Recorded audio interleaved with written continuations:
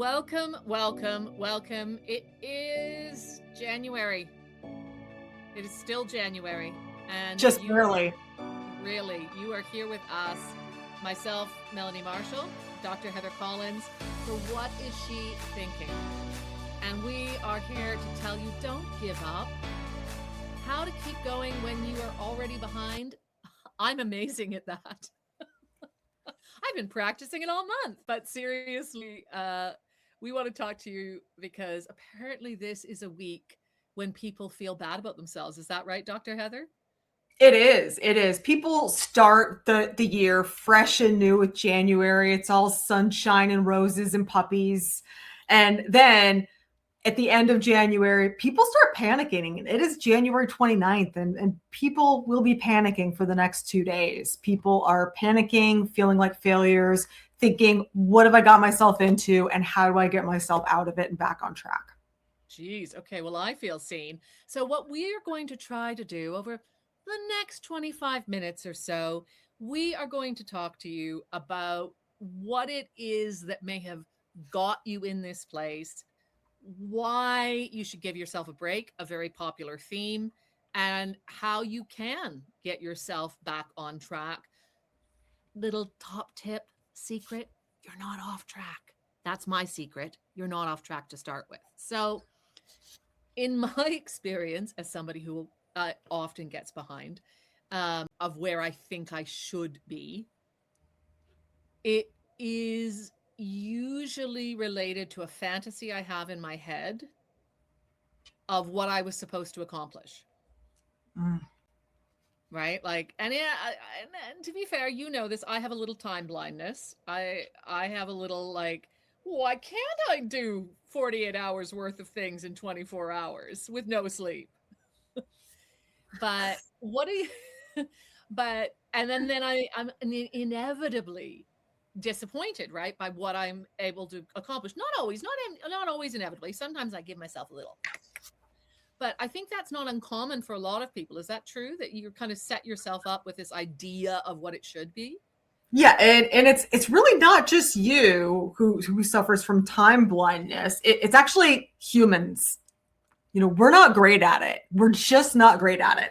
And we start off January thinking we're going to do this, and this, and this, and all these big things, when really our brains are terrible at being able to figure out how much we can get done in a long amount of time. So I think one of the first things we need to do is actually recalibrate our sense of time. And that is, rather than thinking 2026 or the next year or the next 10 years. Have you heard people ask you that?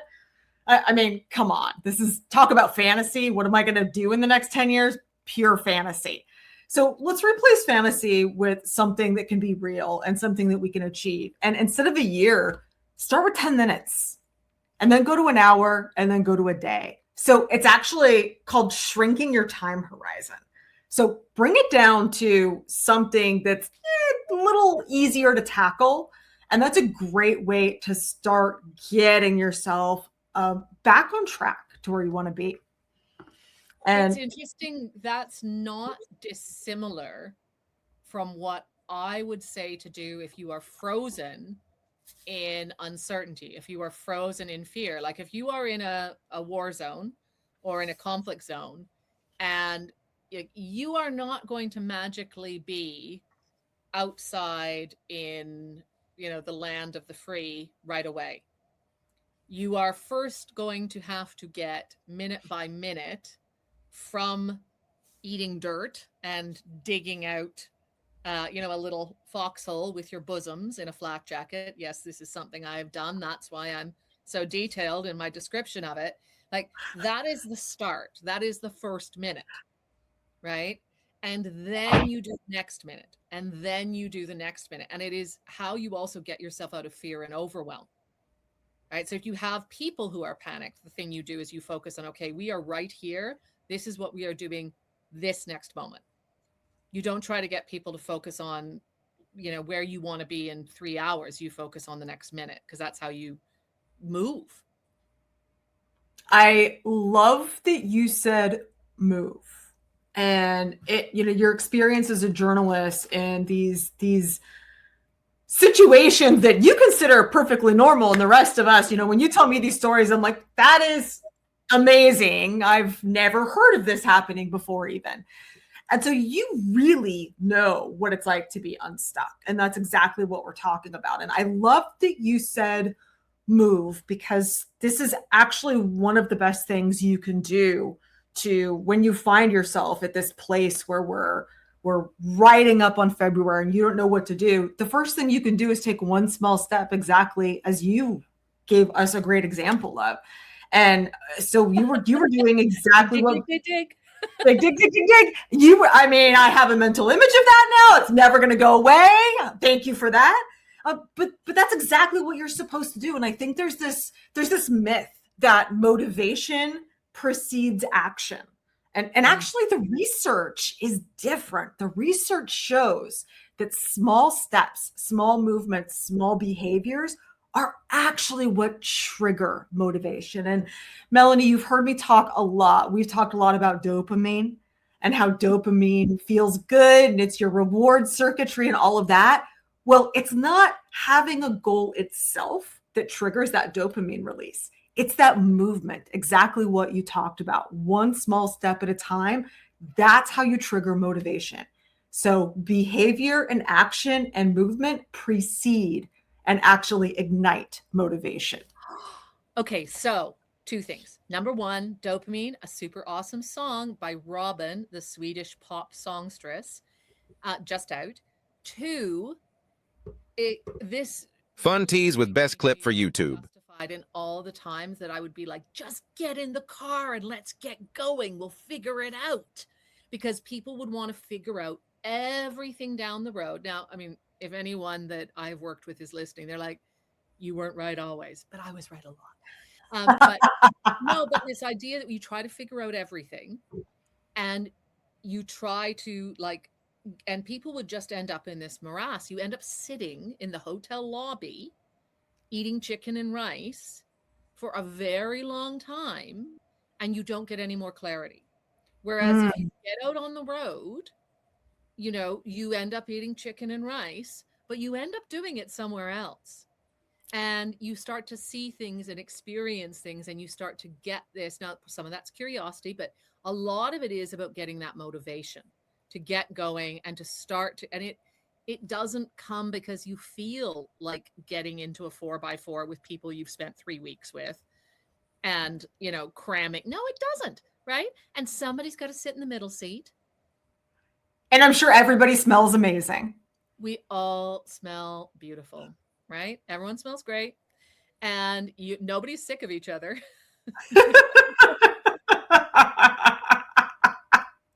Right? But the point is you still have, like, it always is that you don't get anywhere without doing that. Like, you don't get anywhere without starting that motion. But I do think that if you are feeling bad about the fact that you've fallen like off the, I don't know, the habit wagon. Like, I've always been someone, this is probably going to be really irritating if you're somebody who is out there struggling. I have a brain, but Dr. Heather's going to love this. Okay. When I decide I'm doing something, now this is not about time horizon, but it is kind of about goals. I have this thing where I'll be like, I'm like Babe Ruthing it. I don't know. He was like a baseball player who was like, I'm going to knock it out of the park. What? Where I'll be like, okay, I am not going. I was a journalist. Okay. So I wasn't very healthy. I used to smoke a lot of cigarettes. I used to drink a lot of champagne. I used to dig foxholes with my boobs. Okay. So, but when I decided I was going to quit smoking, I quit. And that was it. Now, I'm sure that is irritating if you're struggling, and I'm really sorry, but I did. And when I quit drinking champagne, I quit. So I don't know what happens in my brain, but I didn't say I'm never doing this again. I just said, I'm pretty sure I'm not doing this. I'm kind of intending that this is done. I think this is not me anymore. Is that different from? It's really not. And actually you've touched on some really important things. It's that the intention is crucial and critical.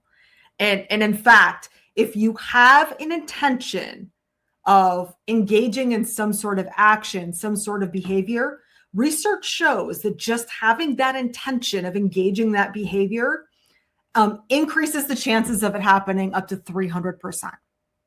300%.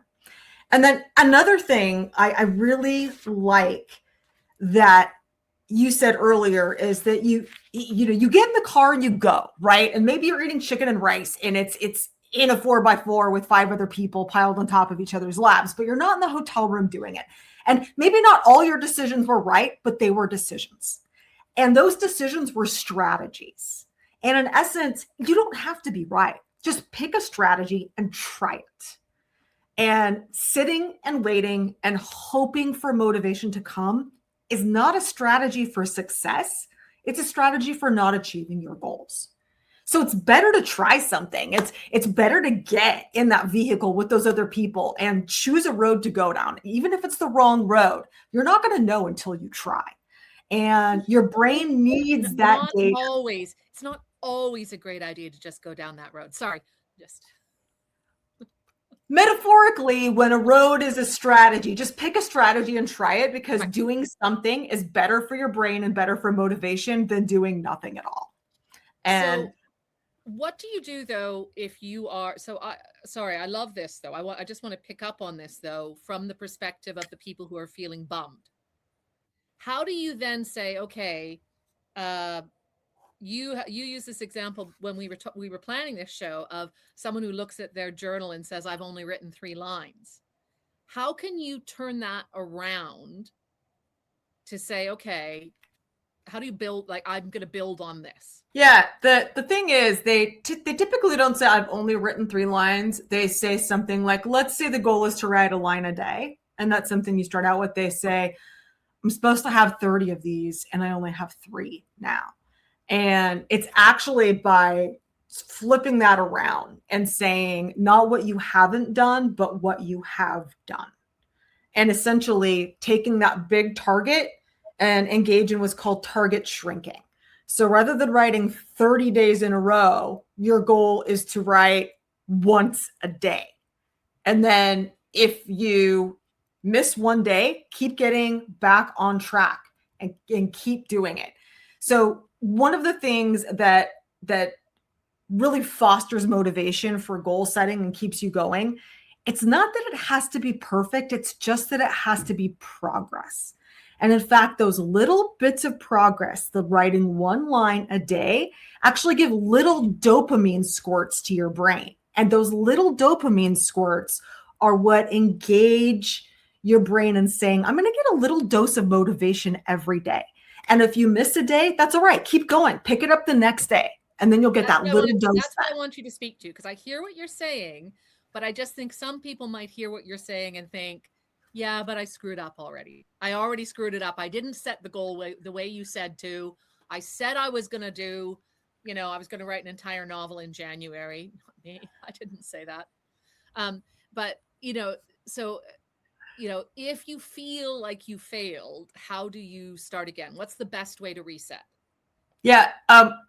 This is going to sound like, again, something our readers have heard before, but research shows the best way to reset is actually to give yourself a little self-compassion.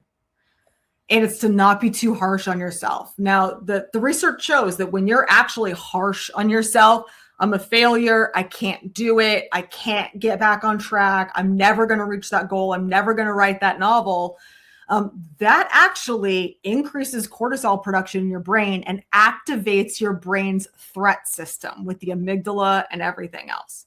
And we know what happens when your threat system is activated in your brain. It shuts down. That's it. Exactly. It shuts down your prefrontal cortex, which is what we need to think and do what we want to do and achieve our goals. And so actually being compassionate to yourself and giving yourself a little bit of gentle love, that actually increases your resilience, believe it or not. And that's actually how you can make it through tough times, is just giving yourself that little bit of compassion. It's not that you're lacking. It's not that you're not good enough. It's not that you're never going to do it. It just didn't happen right here, right now in this moment. Give yourself another shot. Be kind and gentle to yourself. And that actually increases your resilience. And research shows that that actually helps people overcome failures. I love this. I want to like ding, ding, ding, ding, ding this moment. So Dr. Heather has told you that science says you will get further by being nice to yourself. We are so used to thinking that if we are harder on ourselves, we will be more likely to go to the gym. And in my experience, if you do something you like, so when I lived in Jerusalem, I would go to Aquafit at the YMCA. Ooh. Now, Aquafit at the YMCA was 80-year-olds and me. I felt like the youngest person on the planet. It was like, I felt like I was in Cocoon, if you remember that movie from the 80s. Now, was it the most amazing exercise I'd ever done? I don't know. But I learned quite a bit of Hebrew and I had a great time. And that made me go much more than if I had told myself I was so bad for not, learning Krav Maga or something like that. Like it does work, like, but you need to see it. Can I tell you something that may sound like a non sequitur, probably because it is? Please. And I don't know why I was thinking about this when you were talking. So maybe you will figure out why. I know I totally agree with you in Just the Next Right Thing. I absolutely agree. I've seen it work time and time again in how we move forward in like real danger and stuckness.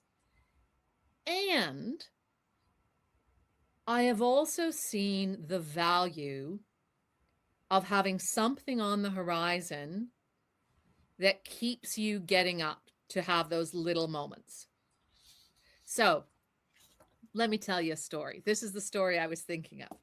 I was thinking of the Beijing Olympics, where I had seen an article that people were naming their children after the Olympics. They were giving them Olympic names because they were so excited that China was getting the games. And I got that idea so deep in some part of my brain. You can tell me what part that was. It was like lodged. Was it in my hippocampus? I don't know. My It prefrontal probably cortex? was. Okay, it was lodged. And my poor, amazing local producer, Alex Lee, could not have a conversation or email without me asking, do you think, have we found a baby? Could we find a baby? And he found us not one, not two, not three, but 4 babies. Quadruplets called Welcome to the Olympics. Now, it sort of works in Mandarin. Don't ask me to pronounce it, except Ao Yun. The one who was called Ao Yun was the luckiest, which means Olympic. 2 things happened. Number 1, we went all the way there. And I mean, I made it rain to go to that particular village. And we got there and they stopped answering their phones. We had gone all the way there for no reason. There was no reason on earth to be in this village except to meet Olympic named quadruplets. And I remember sitting on the ground in the dust thinking to myself, well, it's possible that this is it, but I am going to get me some babies named after the Olympics come hell or high water. And we got those babies. Oh, we got those babies. Yes. And then we got back to Beijing, far, far away, and something bad happened to the footage. And I thought I was being pranked. And I went down, and then I realized I wasn't being pranked by the look on the amazing cameraman Tony Jolliffe's face. I think I might have mentioned him before. He and I would sometimes talk about becoming goats living on a hillside whenever things would go wrong. This predated that, but we should have come up with it then. And I realized, and then I just became preternaturally calm because I was like, I have not come this far to have my babies taken from me. I am going to have babies named after the Olympics in this film. And then I found a way. And it was a very complicated way involving a very expensive bottle of whiskey and about 4 decks at an agency whose, I don't know if I should say, because they were very kind and I did use booze to get them to let us use all their machines. But and we fixed it. But like I would, and if I'd had to go back to that village, I swear to God I would have. But like, so I did have a horizon. Anyway, the point is those babies were amazing and it made the film. I don't care what anyone says, little baby feet to open the film made the film. So that's not just the next right thing. That was a horizon. And I've done that a lot too, like where I've had a horizon. Now, weird one. That was a weird one, but yeah. So here's the thing: you had a horizon, and I think there's nothing wrong with having horizons, and horizons are often really something that we dream about, and are interesting and fascinating. But the answer it is twofold, really. It's that you didn't just have a horizon of magically this film was going to happen. You had very specific steps you needed to take to make that happen. No, and Alex Lee needed to take. Okay, and Alex Lee needed to take, but you pursued those. Yeah. And I would say the second thing is, you weren't just chasing the outcome on its own. You actually did something critical, and that is you fell in love with the work. And even though it's difficult, even though it's challenging, we have to fall in love with the work. You don't write that novel by just calling yourself a writer and having it magically happen. Your brain becomes a writer because you actually sit down and write. And it can be imperfect and it can be, inconsistent and it can be not the best quality, but you sit down, you do it over and over again. And eventually you have the novel because you fell in love with the work. As my friend, I have 2 friends who are writers and have one of them is an English professor. And she always says it's about falling in love with the practice of writing. And just like you fell in love with your work, the key to everybody achieving what they want to achieve is you don't just fall in love with what's on the horizon. You fall in love with the work itself.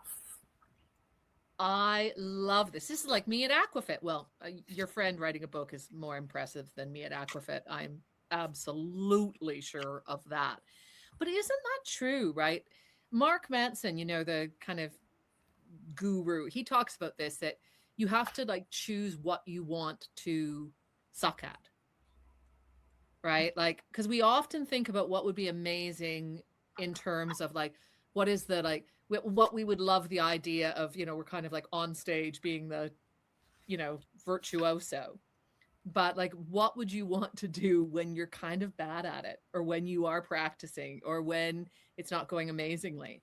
And I remember somebody was trying to headhunt me for something years ago. And a friend of mine gave me really good advice. I said, oh, this job sounds amazing, yada, yada. I was, maybe. And she said, look, that's the best day. She's like, what is the worst day? What is the worst day like? And I was like, ooh. And I only say that because I think it's a little like you're fall in love with the work, right? You have to fall in love with the work. You got to be gentle on yourself. We talked about that. I do think, we talk about the time horizon. I do think you have to have something, though. I still think you do have to have something in the horizon that matters to you. Because if you don't have something that you do sort of have the glimmer for, when you get knocked on your butt, it's harder to get up. And I also think, here's one thing I will also say. When I sat down in the dust thinking I'm never going to get these Olympic babies, sounds like that sounds awful. We know what you mean. Look, somebody sat down beside me, right? And when I have had much hard, it wasn't lighthearted at the time, but when I have had less lighthearted moments, of what felt like genuine, deep failure. I mean, it felt like it because it was. It was always somebody sitting down in the dirt beside me. I know what you were talking about with resilience, with what builds resilience for ourselves. But when we feel really crap and we're speaking horribly to ourselves and thinking, oh, February's here, I think it is always pretty powerful to have somebody who will sit in the dirt beside you. You know, I do. I always think that's like what helps. Social support never hurts. Especially if they speak Mandarin and can track down those babies.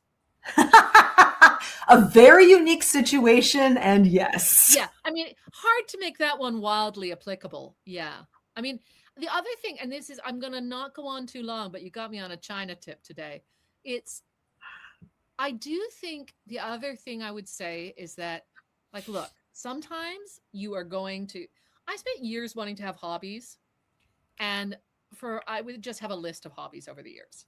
And like this year, I'm actually for years, I've said I was going to learn stained glass. Unless something happens, knock on wood, I am finally taking a stained glass workshop this year. It has been on my hobby list, like to do, for about 15 years. And I will provide you with social support by following up with that. Oh, no, you don't mean that. You don't mean social support. You mean bad cop. That's different. No, I mean social support, because I'm guessing your stained glass is going to be an image of your dog, and I genuinely want to see that. No, I think it's going to be like a dove or something, but but I mean more that, okay, anyway, I was going somewhere else with this. You get me off track. We're never getting back on. But the point is, like, that is a long detour from when I decided I wanted to do it. But there's been a heck of a lot that I've done in the meantime. And this is my China story in super brief. The happiest picture of me ever taken is me holding a baby panda, feeding it a bamboo stick covered in honey. It's really unfair of you to whip out the baby panda story 28 right minutes into an episode. I know, right at the end. Because we're going to telling this one again. I don't mind telling this one again. That's fine. Such a tease. But I will say that came about because a bunch of other things went wrong, fell apart, and we kind of didn't know what to do. And we kind of ran out of things to do, except for, I was like, well, let's go make a piece about pandas. Was that partly because I wanted to go see baby pandas? Yes. Did that result in the most magical moment of my entire life so far? And yes, I said that. Yeah, it did. So, like, I'm just saying, you don't always know. Like, we think we know a lot. Like, you think you know that if you have not written in the journal or not gone to the gym for you think, oh, I'm a failure and this means X, Y, and Z. You don't know. You are midway through the story. You might be about to hug a baby panda. You might be going to do it in 10 years. We are midway through the story. You do not know the end. We started with time blindness. I want to end with time blindness, for me at least. We don't know. So, like, the reason not to give up isn't just because you kind of can't. We need you to keep going. But you aren't really behind. You are just on a magical mystery tour that might go different places. That would be my kind of takeaway, which you might already feel like you've been on a magical mystery tour in this scenario. Dr. Heather, what would your takeaways be? What do you want people to take away from this episode?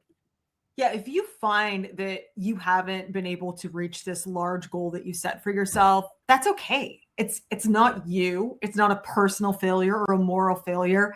It's simply a time horizon challenge. And it's not you as an individual. As people, we're terrible at time horizons. So shorten your time horizon, come up with something that you're going to do tomorrow or the next day, not a year from now. And you don't need a brand new goal. You just need a brain aligned way to keep showing up. And so what I want to present to you is the 1 rep rule. Just do 1 rep. 1 rep of anything. Take 1 small step and do it. And then you'll get a small squirt of dopamine, little hit of motivation, and you're on your way. And you never know, you could be on your way to cuddling with a panda. Yeah, cuddling with a panda and 4 babies. Actually, you know what? Do not take babies around pandas. Pandas are surprisingly cute. I'm so sorry. But the 1 rep Don't rule, mix the that's baby serious humans and the science. pandas. Look, Well, with that, we all have something to offer the world. This is what I have to offer. it's good Yeah. advice. Yeah. All right. So we've got good advice. We've got good advice on time horizons and 1 reps. If you have questions, if you need a little dopamine pick me up from us, please drop it in the comments. But like, follow, subscribe, share, give us some love, people. I need a dopamine squirt. And don't you? Always. I always like a good dopamine squirt. And tell us in the comments, what is your 1 rep you're going to do? Yeah. Or your baby panda. All right. No, your 1 rep. Go for your 1 rep. Okay. And yeah, but something on the horizon too, because you can see we're both tugging a little this way and that way on this one. Thank you so much for joining us, and we will see you next week. Farewell. Bye. Bye. You're doing great.